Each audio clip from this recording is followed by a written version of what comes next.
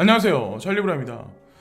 이번 영상에서는 1년을 4쿼터로 우리가 보통 나누잖아요. 3개월 단위로 끊어가지고. 그래서 1쿼터, 2쿼터는 지나갔고 3쿼터, 4쿼터 다가온 어떤 그런 시즌에는 어떠한 일이 있을 수 있을까, 그리고 현재의 장사를 어떤 식으로 바라봐야 될까, 그리고 뭐 리플코인에 관한 개인적인 소견이나 뭐 이더리움에 관한 개인적인 소견을 이번 영상에선 압축해서 담았습니다. 자, 그래서 처음부터 끝까지 보시면 약간이라도 이제 가져가실 게 있을 거라고 생각을 하고, 자, 가장 큰 고래가 누구냐, 여기 물음표가 딱 던져져가지고 해외 외신에 GY 크립토닷컴에 이 뉴스가 나왔는데, 저는 그 예전서부터 제가 그레이스케일 자산운용사를 추종했던 이유가 이들이 암호자산 시장에서 가장 큰 고래 세력이다라고 이제 저는 추측을 했었고, 그래서 그 포트폴리오를 지속적으로 추종을 했었고, 실제로 이런 기사들이 지금 현재로선 하나둘씩 나오기 시작을 해요. 지금 이제 대중들은 반응을 하기 시작을 하는 거죠. 우리는 조금 더 먼저 진보해서 나아갔었고, 그레이스케일 자산운용사가 비트코인에 관해서 뭐 매집을 하면 그런 걸로 인해서 이 어떤 투자자들이 이 시장이 이제 중앙 집권화로 변질되는 거에 관해서 좀 두려워한다, 고려를 하고 있다, 뭐 이런 얘기 비슷한 얘기인데, 그레이스케일 자산운용사가 저번에도 이제 말씀드렸다시피 비트코인 반감기가 돼서 반감기 이래로 12,337개 비트코인이 마이닝 됐었는데, 그 다음에 그레이스케일 자산운용사가 매집을 했던 게 18,910개다. 그래서 정확히 1.5배의 비트코인을 매집을 했었다. 이런 뉴스를 여러분들도 이미 많이 보셨을 거예요. 그래서 어느 시점까지 이제 해외 외신에서는 사람들 간에 이제 논쟁이 벌어지냐면, 지금 만약에 이 추세로 나간다면 사토시 나카모토가 가진 양만큼 비트코인 을 그레이스케일 자산운용사가 홀딩을 할 거다. 이 얘기인즉슨 중앙 집권화, 그러니까 암호자산 시장에서 핸들링 세력이 누구인지를 딱 이렇게 직관적으로 볼 수 있다고 생각해요. 그리고 향후에 이들이 이제 비트코인을 많이 가지고 있기 때문에 이것을 통해서 알트코인 시장도 들었다 놨다 할 가능성이 되게 높죠. 그래서 많은 어떤 인플루언서들도 이런 거에 관해서 이제 논쟁을 하고 있는데, 그래서 제가 그레이스케일 자산운용사의 이제 포트폴리오를 지속적으로 추정을 했었고, 그리고 뭐 익명성 코인도 뭐 사장된다, 사라진다 이럼에도 불구하고 저는 계속해서 이제 뭐 주장을 계속했었던 거고, 가장 큰 세력의 포트폴리오 코인들은 향후에 그럼 어떻게 될까? 제가 이제 이런 거를 한번 여러분들한테 한번 물어보고 싶어요. 여기 나와 있는 이 포트에 들어가 있는 이 코인들은 향후에 어떻게 될까요? 얘네들이 가장 큰 세력인데, 칼자루를 진 사람들인데. 저는 예전에도 이제 제가 말씀드렸다시피 하나하나 순차적으로 이제 선물 시장, 옵션 시장 하나씩 개통이 되고, 향후에는 다 ETF가 점진적으로 승인될 거라고 생각을 하거든요. 특히나 여기서 빠진 것도 없고 추가된 것도 없어요. 제가 1년 전부터 이거를 계속 보여드렸는데, 어쨌든 계속해서 이걸 보시고, 그리고 어떤 분이 어저께 댓글에 저한테 이제 뭐라고 글을 남기셨냐면, 코인 실사용 사례가 있냐, 이더리움에 관해서 자꾸 강조해서 이제 말씀하시는데, 그래서 저는 이제 그분한테 그냥 그렇게 말씀드렸거든요. 저는 그냥 비트코인이 50만 원 밑에 있을 때부터 이 시장에 관심을 가졌었고 지금까지 이제 지내왔다라고 그냥 그렇게 단편적으로 말씀을 드렸는데, 저는 솔직히 그런 생각을 하거든요. 코인 실사용 사례가 실리적으로 지금 나와 있는 건 없고, 자그마한 커피숍, 뭐 자그마한 뭐 어떤 프랜차이즈 이런 데서 뭐 약간의 코인을 뭐 상용화해서 쓰고 있는 건 맞지만, 거대 금융 자산 운용사하고 뭐 한국으로 따지면 제1금융사에서 뭐 수탁자산, 뭐 국민은행 같은 경우도 수탁자산 관리 서비스를 한다, 뭐 커스터디 서비스를 한다, 이런 거에 관해서 준비를 하지만 아직까지 상품 출시돼 있는 건 아니에요. 근데 제가 말씀드리고 싶은 건, 지금 좀 전에 이제 보여드렸던 그레이스케일 자산운용사의 베리 실버트 같은 경우는 2013년도에 비트코인 인베스트 트러스트를 출시를 했어요. 2013년도에 이 상품을 출시했다는 얘기는 벌써 2011년, 2012년 그 정도 때부터 아무리 늦게 하더라도 비트코인에 관해서 관심을 갖고 매집했다고 저는 생각하거든요. 그러면 그 사람 베리 실버트 같은 경우는 코인의 실사용 사례가 있었기 때문에 거기에 투자를 해서 지금 거의 10조 원 가까이 되는 자산운용사의 대표이사가 돼 있을까요? 전 아니라고 생각하거든요. 저도 마찬가지예요. 제가 이쯤 2016년도 이제 초반에 1쿼터 넘기 전에, 3월이 넘어가기 전에 이 시장에 관심을 갖고 투자를 진행하기 시작했는데, 저도 코인 실사용 사례가 있어가지고 이 시장을 바라보고 들어왔던 건 아니에요. 그냥 금은 가격이 되게 꾸역꾸역 계속 오르지도 않고 비트코인 뭐 이런 거는 지속적으로 올랐기 때문에 저도 이제 관심을 많이 가졌었고, 그 반면에 이제 코인 실사용 사례가 있냐라고 물어보시는 분들, 그리고 지금 긴가민가 하시는 분들, 그런 분들이 지금 관심을 가지는 이유가 코인 가격이 그래도 1,000만 원 이상, 2,000만 원 갈 수 있다는 희망이 있기 때문에 그분들이 지금 이 시장에 관심을 갖는 게 아닐까요? 만약에 실사용 사례가 나왔다, 이게 널리 매스미디어에 저변 확대해서 이게 나오기 시작한다면 코인 가격은 지금 이 상태로 머물러 있진 않을 거예요. 아마 그 뉴스가 나올 때쯤이면 벌써 비트코인 기준에서 수천만 원 이상 넘어가서 5천만 원 가까이 가 있을 수도 있다고 저는 생각을 해요. 예. 그래서 그렇게 보셔야 된다고 생각하고, 비트코인의 어떤 앞으로의 추세에 관해서 말씀드리면, 뭐 사람마다 이제 뭐 지금 $10,000가 갈 거라고 말씀하시는 분이 있겠지만, 제가 보는 관점에서는 이제 반감기 직후에는 그렇거든요. 보통 이제 90일의 조정 기간이 걸쳐요. 비트코인 같은 경우 90일이라고 했을 때는 3달 정도가 되거든요. 그래서 3달 이내에 비트코인이 펌핑할 확률도 있긴 하지만 보통 일반적으로 그래 왔었다는 거를 한 가지 이제 명시해서 말씀드리고, 그거대로 만약에 차트상 이 표현에서 이제 나타나면, 여기 보면 제가 지그재그 패턴으로 여기 그려놨는데 9,000불대를 깨진 않을 거다. 그런데 다만 $9,600를 넘지 못하는 추세 하락선, 요 대각선으로 이렇게 쭉 진폭을 그리면서 11일, 10일까지 떨어질 가능성이 있다라는 거죠. 그러니까 그 중간에는 아마 알트코인이 대폭 상승은 아니지만 긴가민가한 장세를 보이면서 이더리움과 이더리움 클래식이 약간의 진폭 상승을 하면서 아마 알트코인을 끌고 갈 확률이 높다라고 이제 저는 이제 생각을 하고, 제가 오늘 영상에서 이제 핵심되는 어떤 사진을 제가 아침에 이걸 만들었는데, 2020년 보통 보면 우리가 1년을 12개월로 나누잖아요. 1분기 때 뭐 불분명했어요. 뭐 전체적인 장세가 그냥 뭐 진폭이 많이 없는 상태, 그리고 뭐 하향 소강 상태 이랬었죠. 근데 2분기 들어서 비트코인 반감기 이슈가 3월달부터 4월달이 가장 많이 이거에 관해서 기대치가 가장 높았고, 가장 많은 상승률이 있었을 때가 요때쯤이라고 저는 이제 기억을 하거든요.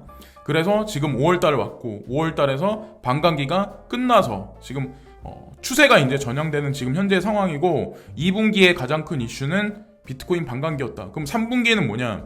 이더리움 2.0이다. 이더리움 2.0인데 보시면 이거를 그냥 하나, 두 개, 세 개로 끊어서 보자고요. 3개월씩. 그래서 7월 30일 날 원래는 예정돼 있어요. 이게 딜레이 될지 어떨지는 모르겠지만 모건클릭 자산운용사, 그레이스켈 자산운용사가, 그리고 그 외에 전 세계적으로 이제 이 암호자산 투자 시장에서 큰 고래 세력이라고 하는 사람들이 이제 뉴욕에서 만나는 게 제가 알기로는 7월달 중순 정도로 알고 있거든요. 그래서 6월달에 FATF 권고안이 이때쯤 나오고, 이것으로 인해서 이더리움 2.0을 호재거리 삼아서 약간 시세 펌핑이 있을 확률이 높지 않을까. 3분기에 들어서는 알트코인하고 그렇게 이제 전 개인적으로 생각하고, 지금 4분기에는 리플 IPO에 관해서 좀 약간 쟁점으로 부상될 가능성이 높지 않을까라는 생각을 해요. 그러니까 비트코인 반감기 재료 삼아서 이쪽 언저리를 세력들이 이제 갖고 놀았다면, 지금과 같은 경우는 이더리움 2.0을 쟁점으로 해서 요 언저리 근방을 갖고 놀기 시작하겠죠. 이제 그렇게 봤을 때는 6월 달부터는 이더리움을 아마 핸들링할 확률이 되게 높다라고 생각을 합니다. 왜냐면 5월 달에 이제 반감기가 5월 12일 날인가 있었잖아요. 그러면 4월 달에 그거 갖다 사람들이 기대치가 되게 높았잖아요. 그렇게 봤을 때 7월 달을 예를 들어서 이더리움 2.0이 활성화된다고 예측을 했을 때 6월 달이 아무래도 그쪽 측면으로 가지 않을까. 그리고 4분기, 그러니까 이더리움 2.0하고 리플 IPO는 겹쳐지지 않는 상태로 이 시장을 전체적으로 조율하는 고래들이 핸들링해서 이 각각의 어떤 이벤트적인 거를 딱딱 끊어서 구분해서 움직이지 않을까라는 생각을 해요. 하늘에 태양이 동시에 두 개가 뜰 수 없듯이 그렇게 생각을 하고, 저는 솔직히 그런 생각을 한다고 말씀드렸잖아요. 올해는 여러분들이 생각하는 그 정도 막 엄청난 불장까지는 안 갈 거다. 다만 어느 정도까지는 갈 거다. 지금 $10,000 근방을 갈까 말까 한 정도 갔었잖아요. 예전에 비트코인이 한국에서 프리미엄이 40% 꼈을 때 배제하고 달러로 환산했을 때 2만 달러 정도까지 갔다가 지금 10,000달러 근방까지 갔잖아요. 50% 정도. 그러면 그렇게 따졌을 때 이더리움이나 그 외 알트코인들도 정고점까진 가지 못하더라도 그 반 정도, 50% 정도까지는 어느 정도 올해 연말까지는 상승할 가능성이 있지 않을까라는 생각을 저는 이제 한편으로는 합니다. 자, 근데 가장 중요한 건 왜 정고점이 못 가냐? 이 세금 체계가 없어요. 저는 이제 그런 생각을 하거든요. 예를 들어서 여기 우리가 투자하는 대중들이라고 봤을 때 대중들한테 어느 시장을 유지하려면 어느 정도 먹을 거리는 줘야 돼. 엄청난 급등은 아니더라도 어느 정도 먹을 거리를 줘야 주기적으로 시장이 어느 정도 형성될 수 있어요. 인프라도 깔리고. 근데 이 시세를 올리는 세력하고 정부에서 세금을 걷는 세력하고 저는 결탁 세력이고 동일한 세력이라고 제가 생각한다고 말씀드렸잖아요. 그러면 누누이 말씀드리지만 여기서 세금을 못 거치는 상황에서 여러분들한테 빠져나갈 수 있는 구멍을 주면 정부에서 가져갈 게 뭐가 있을까요? 아무것도 없어요. 그래서 저는 정고점을 못 가더라도 이벤트적인 이슈가 있기 때문에 조금의 희망의 를 돌려보자. 근데 올해가 진짜가 아니라 향후 몇 년이 진짜가 될 거다. 그리고 조세제도가 얼른 나오는 게 가장 시급한 문제다. 6월 달에 분명히 나올 거고, 그리고 나서 아마 확립이 천천히 이제 되기 시작할 거라 생각하고, XRP에 관해서 많은 유튜버들이 요 비슷한 차트를 가지고 와서 뭐 급등할 거예요. 금방 뭐 얼마 갈 거예요. 뭐 50만원 갈 거예요. 100만원 갈 거예요. 하다못해 기축통화가 될 거예요. 라고 말하시는 분들도 되게 많아요. 근데 XRP가 솔직히 말씀드리면 어그로골 끌기에는 한국 사회에서는 가장 좋은 이슈거리예요. 그러니까 방송을 해도 XRP로 어그로를 끌고 그 다음에 그 외적인 걸로 이제 방송 유지를 하는 거지. 그렇다고 XRP에 관해서 진짜 전문적으로 다루는 유튜버는 제 기준에 봤을 때 그것만 딱 핵심으로 찝어서 하는 사람은 몇 명 되지도 않아요. 가만히 여러분들이 한번 살펴보세요. 그리고 그런 사람들이 이제 공통점이 뭐냐면 요 차트를 끌고 와. 요 급등했었던 이 패턴의 차트를 끌고 와서 이번에도 갈 거예요 라는 그런 말을 되게 많이 해. 처음에는 언제서부터 언제까지 캔들이 바가 몇 개인데 116개니까 이번에도 116개의 하락 캔들이 있다. 그러면 거기서 이제 급등이 할 거야. 그래서 뭐 얼마가 금방 갈 거야. 10,000원까지 금방 갈 거야. 뭐 5,000원까지 금방 갈 거야. 쏠 거야. 이런 얘기를 되게 많이 하죠. 근데 솔직히 그렇거든요. 암호화폐 시장이 여러분들 아시겠지만 1 플러스 1이 2가 되는 시장이 아니에요. 세상살이가 그러나요? 정답이 있나요? 내 계산 그냥 공식에 따라서 그냥 그렇게 움직이나요? 근데 그건 있어. 맹목적 희망회로보다 큰 관점에서 상승의 명분을 찾아야 된다라고 이제 제가 말씀드리는 이유는 이더리움 2.0 명분거리가 있었고 비트코인 반감기라는 명분거리가 있었어요. 상승을 하는 재료가. 자, 그리고 브래드 갈링하우스가 예전에 그런 얘기를 했었죠. 올해 안에는 리플에 관해서 그 증권 시장에 뭐 상장된 IPO 뭐 이런 거를 하겠다 그렇게 얘기를 했었어요. 지금도 수많은 사람이 투자를 진행하지만 욕을 가장 많이 먹고 있는 코인이야. 만약에 근데 올해 안에 리플 코인이 IPO가 진행이 안 된다. 그럼 어떤 일이 발생될까요? 브래드 갈링하우스가 말하는 거에 관해서 맹신할까요, 사람들이? 전 아니라고 생각하거든요. 그래서 올해 아니나 아무리 늦어도 내년 1분기, 그러니까 1월달 넘어가기 전에는 IPO가 성공적으로 진행될 거라고 생각하고 시세 분출이 3분기에서 내년 1월달에는 분명히 있을 거라고 저도 생각을 해요. 왜냐면 나도 가지고 있으니까. 망하지 않을 코인이라는 걸 알고 있기 때문에 그런 식으로 바라보시는 게 지금 당장 10원, 20원 오르면 뭐 사람들 또 난리 나마 막 사람들 떠들기 시작해. 그러지 말자라는 거죠. 지금 차수는 이더리움이 아닐까. 뭐 이더리움과 ERC20 요 친구들이 아마 움직일 가능성이 높지 않을까라는 생각하고 차트적으로도 마찬가지로 이더리움 상승 가능성이 다음 주에 되게 많이, 그러니까 다음 달이죠. 6월 달 들어서 되게 많이 일어날 가능성이 높다라고 생각을 하는 게 200일 선도 확실하게 돌파한 지금 상황에서 여기서 이제 에너지 축적을 한 상태에서 사토시 가루 0.023 정도 되는데 0.03 정도, 그러니까 지금서부터 한 25% 정도 상승을 바라보는 사람이 꽤 돼요. 이거는 그냥 뭐 일부 어떤 그 트레이딩 하는 사람들 외에 뭐 다수가 이런 식으로 얘기를 하니까. 그리고 저 같은 경우도 뭐가 명분이 있어야 거기다가 트리거를 걸어가지고 사람들을 이렇게 막 그 매스미디어로 몰아갈 거 아니에요. 근데 지금이 그런 시기가 아닐까라는 생각을 하고, 그러니까 업비트나 빗썸창하고 바이낸스 지금 사토시 마켓하고 이렇게 비교를 한번 해보면 확실히 역풀이며 한국 시장은 죽었어요. 먹을 게 없어. 지금 현재 상황에서 사람들이 침체돼 있고 돈도 없어요. 지금 현재 상황이. 가만히 보시면 세타퓨엘도 그대로 대입을 했을 때 해외 어떤 그 가격대보다 이더리움도 그렇고 여기는 지금 사토시 마켓이 그린 컬러로 반짝반짝거리잖아요. 근데 한국 시장은 역프리미엄이라서 사람들이 그거를 느끼지도 못해. 약간 늦어.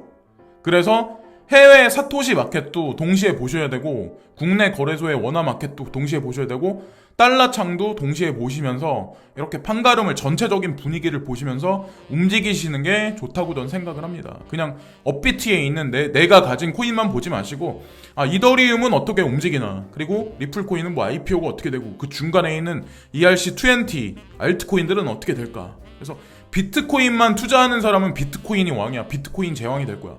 리플 코인 투자하는 사람은 이게 기축통화가 될 거야. 다른 코인 다 죽어. 이렇게 생각을 하는 사람들 있지. 근데 내가 그런 사람들을 만나보지 않아도 대충 알아요. 어느 정도 시기에 이 코인 시장에 들어왔는지, 그 자금은 어느 정도인지.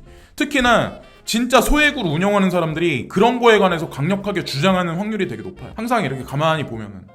그래서 오늘도 이런저런 말씀을 많이 드렸는데 제가 말씀드린 거에서 가져가실 게 있나 없나 모르겠네요. 오늘은 딱 이 주제만 갖고 그냥 말씀을 한번 드려봤습니다. 안개를 걷는 느낌? 뭐 이런 거이긴 하지만 하나하나 뉴스를 하나하나 이제 짜집기를 해보시면 큰 관점에서 명확성이 보이기 하게 어느 시세 분출이 일어날 날이 분명히 올 거라고 생각을 합니다. 오늘도 진심으로 감사를 드리고요.